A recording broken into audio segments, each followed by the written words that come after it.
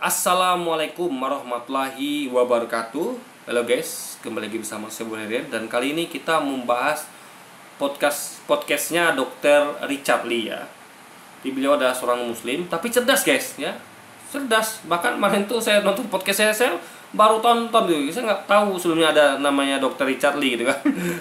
Jadi ketika sedang menyimak mengenai yang viral sekarang mengenai mengenai keributan antara Pusat Merah dengan Gus Samsudin gitu kan, ditambah lagi pelaporan oleh Asosiasi Pendukunan Indonesia. Itu saya nonton podcastnya Dr. Richard Lee. Jadi beliau ini bahkan meskipun non muslim, dia pengen menyumbang pembangunan masjid yang ada di Palembang yang dibangun oleh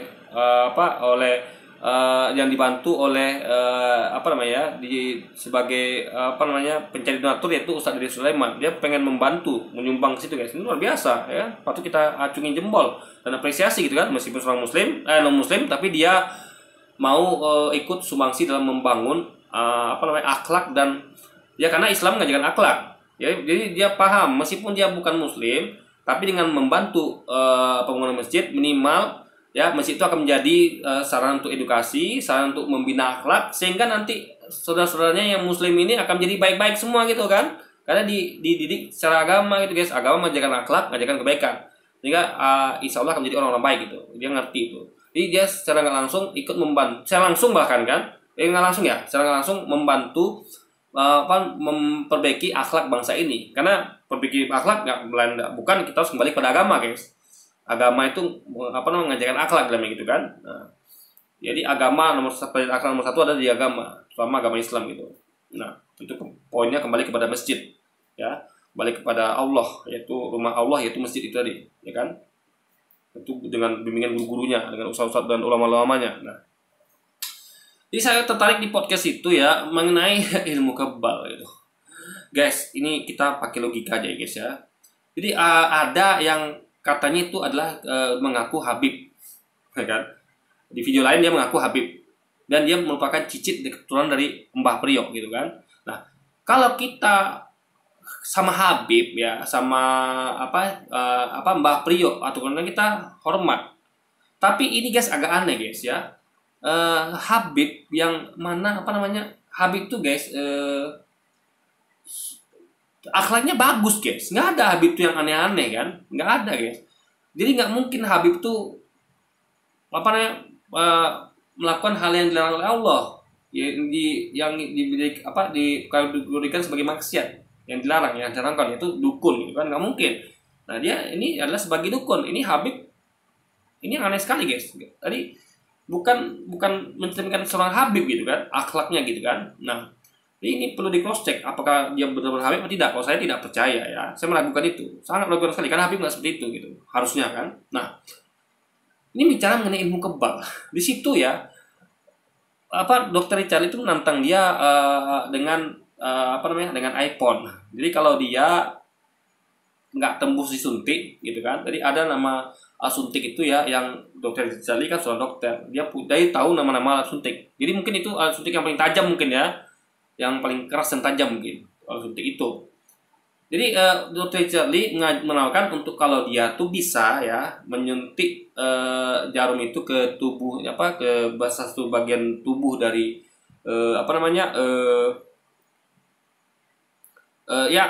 oknum dukun ini gitu kan, yang mengaku dukun ini ya, itu dia akan akan memberikan iPhone gitu kan. iPhone mahal guys, iPhone tuh guys ya kan, mahal gitu kan.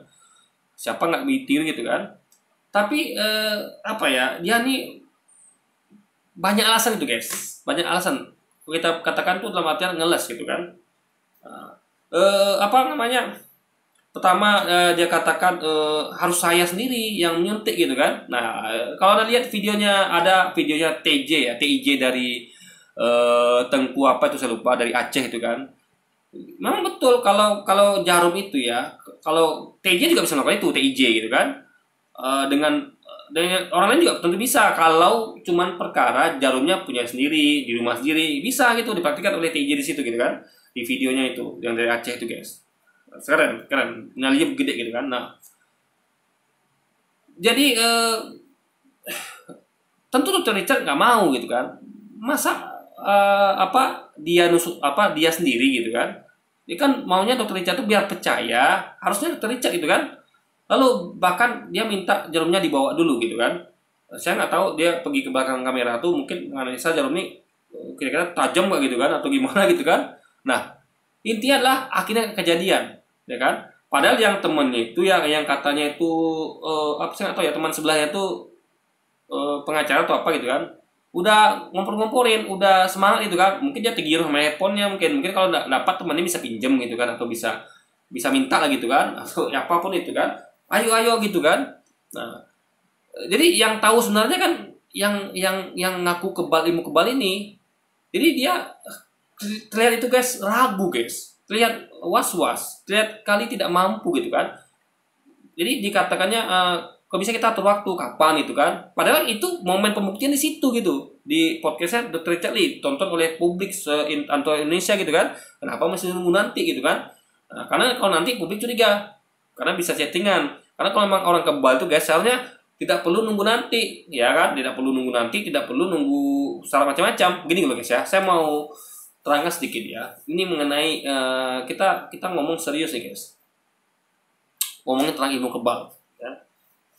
Ilmu kebal itu kalau dibahas oleh, saya nggak punya pengetahuan dalam tentang ini ya. Saya cuma berdasarkan dari apa yang saya ketahui dari belajar dan melihat-lihat gitu guys ya, dan mempelajari kajian-kajian gitu kan. Nah, ilmu kebal ini memang ada, dalam artian itu bisa dipelajari ya. Itu adalah namanya teknik. Jadi bukan goib ya, sekali lagi bukan goib, tapi betul-betul teknik ya. Ilmu kebal nih, bagaimana melatih supaya tubuh ini bisa menahan benda-benda tajam. Kalau ada tahu itu kayak contohnya kayak di China itu ada tahu para ntar ya. Ini ada alarm guys, saya matikan dulu.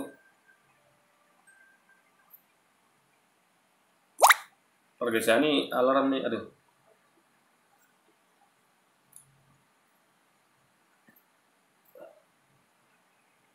Oke guys, jadi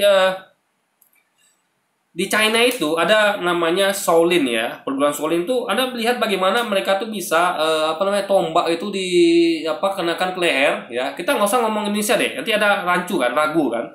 Kalau Indonesia ini kan terkenal dengan mistiknya, ya kan, hal-hal goib gitu kan, dukun lah segala macam.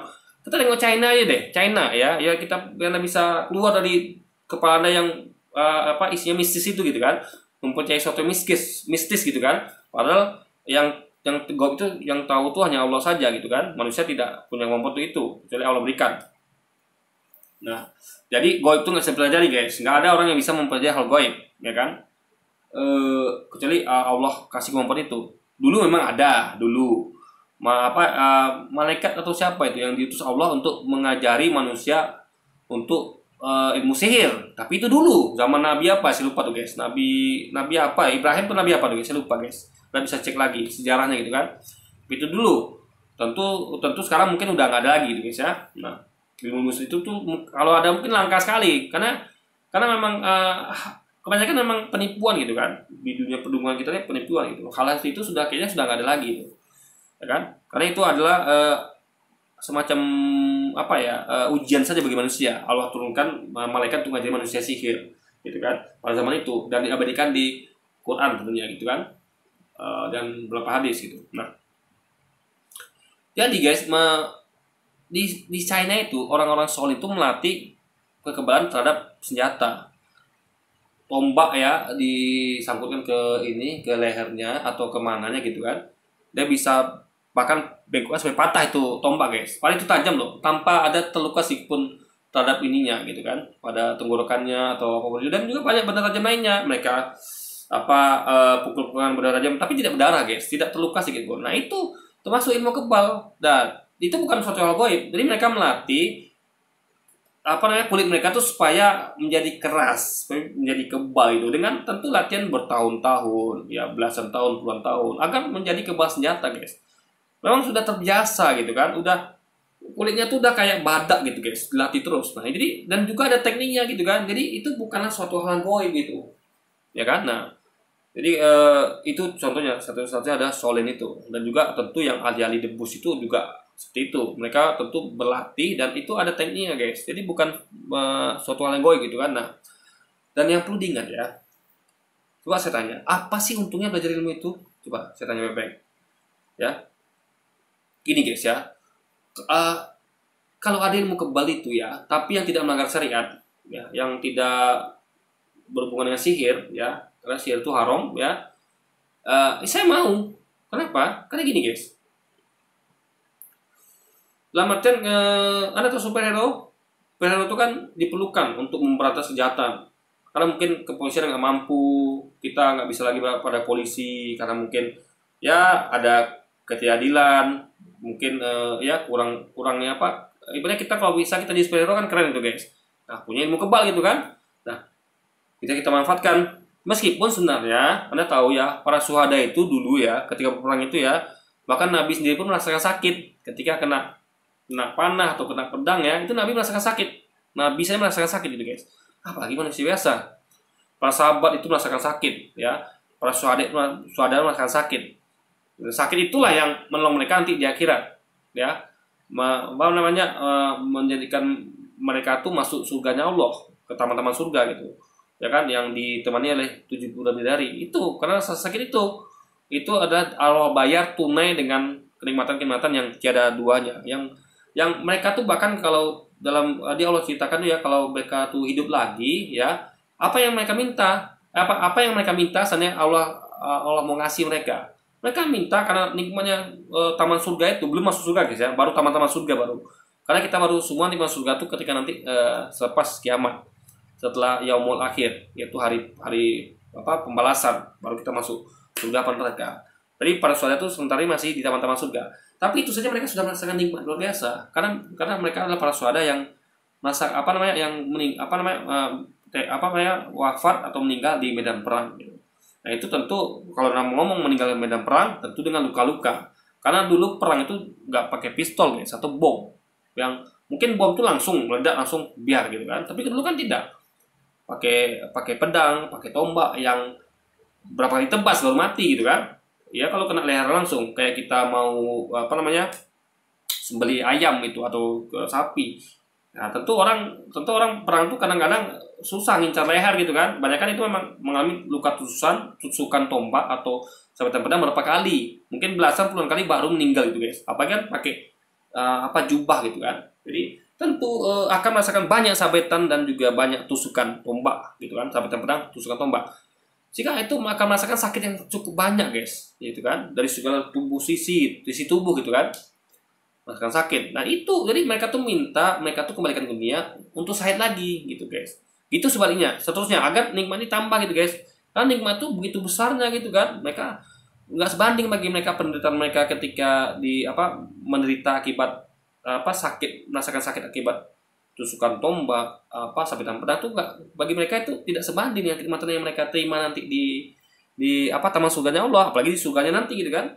Mereka minta kembali ke dunia hanya untuk itu guys ya untuk merasakan lagi sakit itu agar nikmatnya tambah gitu guys. Padahal itu nikmatnya udah maksimal gitu kan. Karena nikmat tertinggi adalah para syuhada gitu kan. Tentunya selain para nabi dan rasul gitu. Nah, jadi justru kalau kebal ya kan. Kalau kebal berarti kapan matinya? Dalam perang tentunya satu orang guys ya. Kalau Anda kebal gitu kan. Kalau kita ngomong perang zaman dulu ya bukan sekarang ya. Kalau sekarang ini mungkin karena ada bom atom, ada bom, ya kan. Ada juga orang katanya kebal senjata api gitu kan. Nah, tapi kalau perkara bom sama nuklir saya belum bom atom saya belum pernah dengar ada orang kebal terhadap itu kan. Ada bom atau bom atom gitu. Saya dengar cuman kebalnya senjata tajam atau pistol. Nah, anggaplah perangnya hanya pakai pistol atau pedang. Itu nggak perlu banyak pasukan, sendiri aja udah bisa guys mengalahkan semua musuh gitu kan. Karena dia kebal. Jadi misalnya gini nih, kalau saya punya ilmu kebal, gitu kan, saya nggak perlu pasukan guys, saya akan menjadi kayak superhero itu, saya sendiri maju gitu kan. Jadi ketika saya melihat ada orang jahat, misalnya ada perampok atau misalnya ada penjajah kayak kemarin kan, waktu zaman Belanda itu kan, penjajah menyerbu negeri ini, saya akan maju sendirian gitu, saya akan suruh semua rakyat Indonesia itu untuk sembunyi, saya akan hadapi semua penjajah itu sendirian. Kan begitu. Tapi itu tidak pernah terjadi, guys. Tidak pernah terekam dalam sejarah, ya kan? Dulu tuh lebih mungkin orang karena dekat dengan zaman sihir itu yang Allah turunkan malaikat untuk mengajarkan manusia sihir gitu kan, lebih dekat dengan zaman itu, ya kan? Tapi tidak ada dalam sejarah, guys, tidak terekam. Kita masih memiliki pejuang-pejuang itu masih berjuang dengan bambu runcing, dengan tangan kosong malah, ya, dengan pedang, dengan segala macam gitu kan. Gak ada mereka tuh berjuang dengan kesaktian kebal, nggak ada, guys, ya kan. Mereka masih berperang dengan pasukan, bahkan perang gerilya. Kalau mereka punya ilmu kebal, ngapain mereka